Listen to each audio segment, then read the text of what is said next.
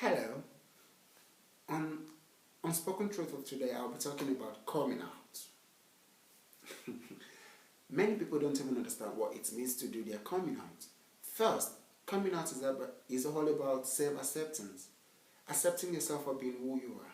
Don't forget, you are a human being. It's just that you have a different sexual orientation. And that is what it means about your coming out. You need to accept yourself. Imagine you walking up to your biological mother and asking your mother, how did you feel when my father first disvirgined you? It sounds stupid, right? But it's a question. Or imagine you walking up to a sick mother in a sick bed and announcing to her the death of her only child. I'm sure she's going to end up 6 feet under the ground. Or imagine you as a gay guy, heterosexually married, and one day your wife tried to surprise you by not announcing her returning back home, and she bashed into the bedroom and she found you trapped under another man, and you're screaming as a husband to another man saying, give it to me, baby. I'm sure she's going to wake up in the hospital.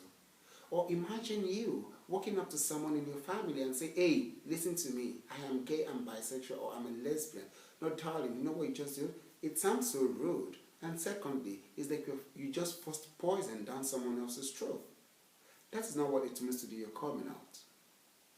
This is what it means to do your coming out.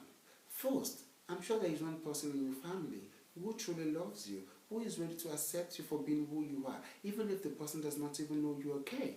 First, you need to look for that person. I'm sure there is one or two person, at least two person in your family who will accept you for being who you are, who will never condemn you for being who you are. Then you have to look for this person. After finding the person, try and introduce the topic. And that is when I talk about presentation.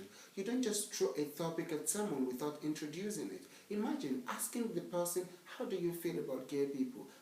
What do you know about homosexuality? The person's response is going to determine how much knowledge he or she has about homosexuality or about gay people. Then that is what it now takes you to the next point.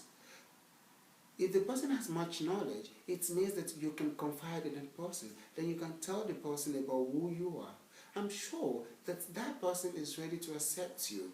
It's not everybody that's going to condemn you. Neither is everybody is going to judge you, or is everybody that's going to cast you away. No, you just have to find that person, confide in that person. That person is ready to share your inner feelings with you, the deepest feelings of your life.